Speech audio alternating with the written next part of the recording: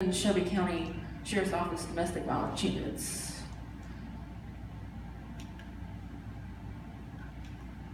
Also, we have several partners located within the same building: Sister Reach, Exchange Club, who we make our referrals for counseling.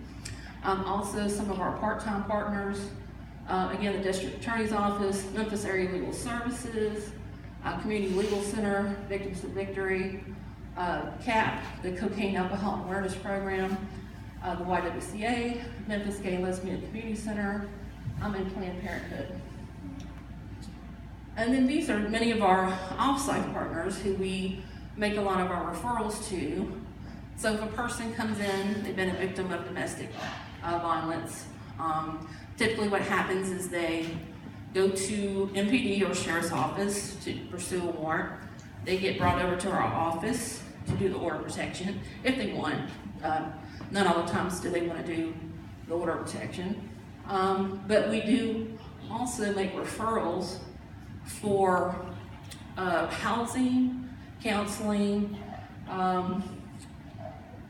any kind of basically legal service or any kind of need that they basically need or desire, we will try to make a referral for if we can. And these are some of our many off-site partners. So again, we were, our thought of process was to develop a one-stop shop to make it convenient and collaborative and a cohesive facility for a victim to come to and not have to go to several different locations across the county. And these are just some of our statistics. 95% of our clients are women. We do have bilingual services. Over 50 zip codes are representative. Most are physical and emotionally abused. Most clients are high school graduates.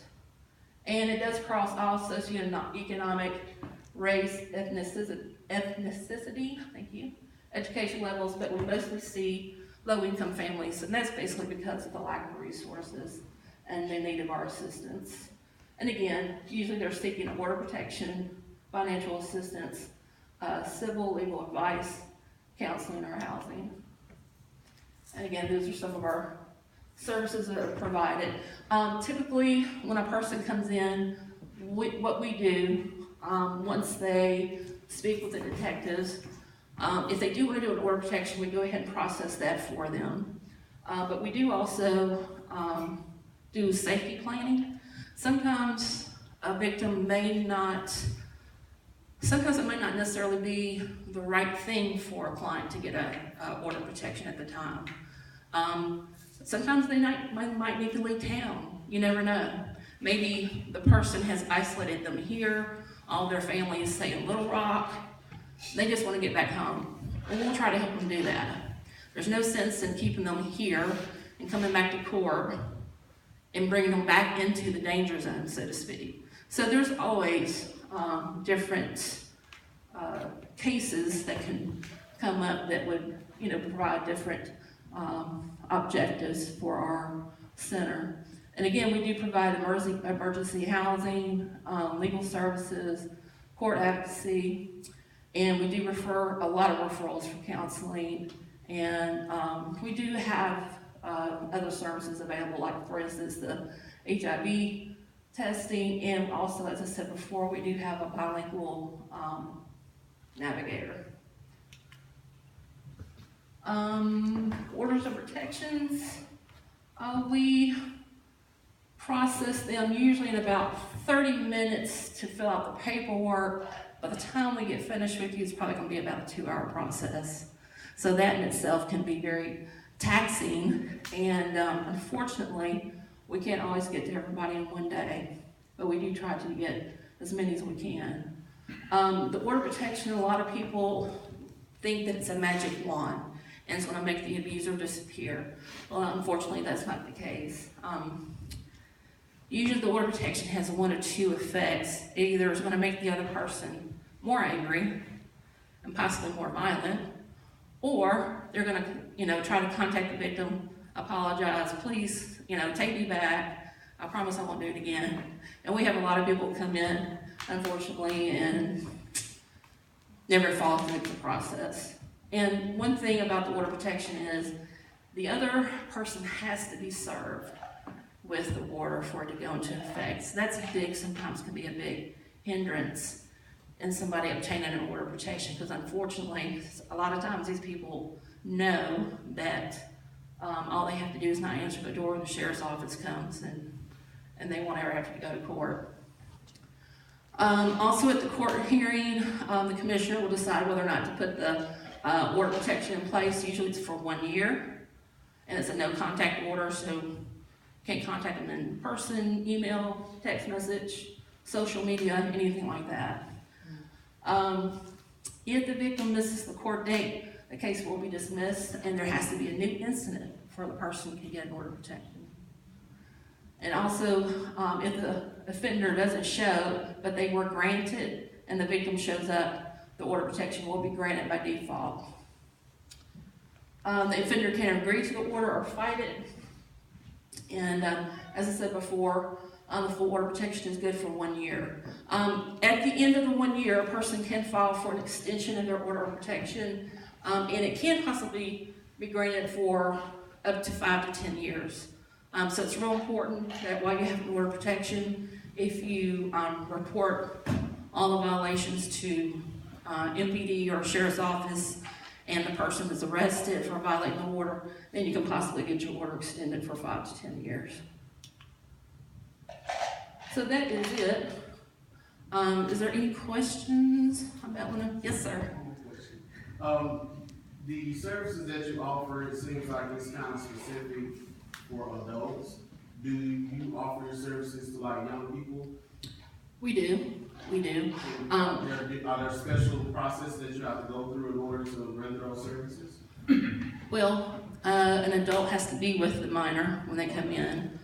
So the mother, father, whoever's going to go to court with them, basically, needs to bring them to court.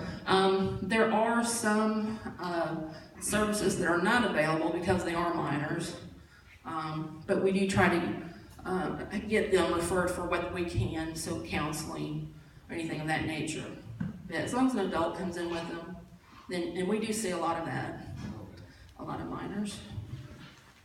Any other questions? Yes, sir.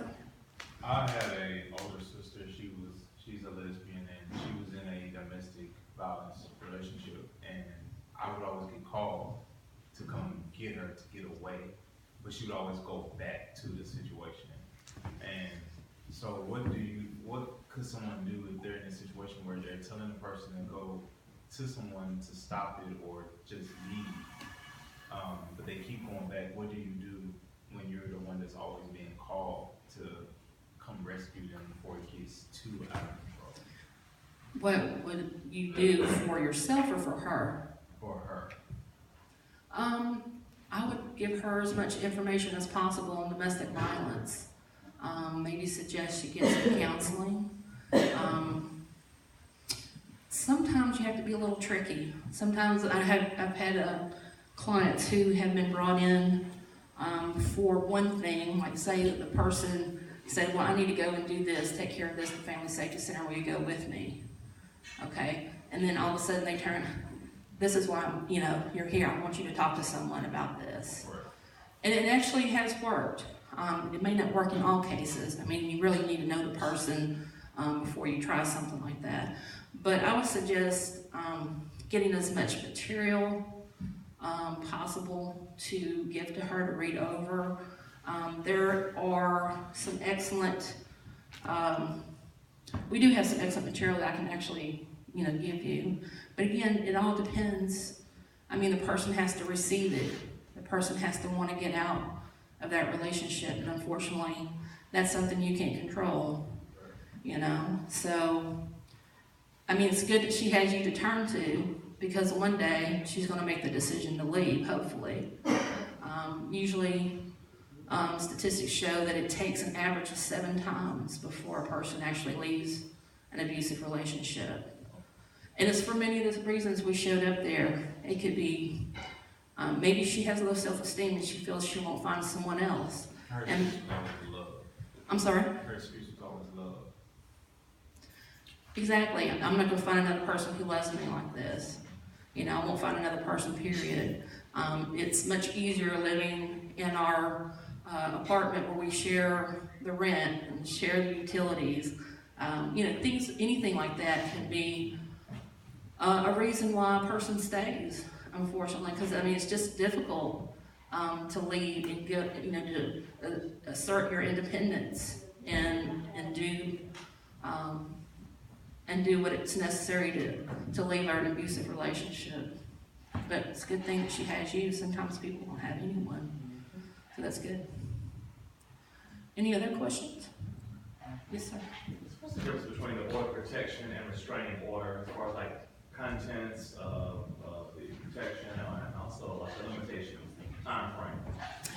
Well, we only do orders of protection. The restraining order basically, it's just it's a order that is put in place by a judge that says stay away from this person within X amount of feet. But it doesn't cover like the email contact, phone contact, indirect contact. It just says don't come within X amount of feet of this person. I've been told by one of our judicial commissioners that basically a restraining order can be molded to a particular person's needs. But really the main difference, I think, order of protection, if you violate it, it's a misdemeanor. A restraining order is a contempt of court.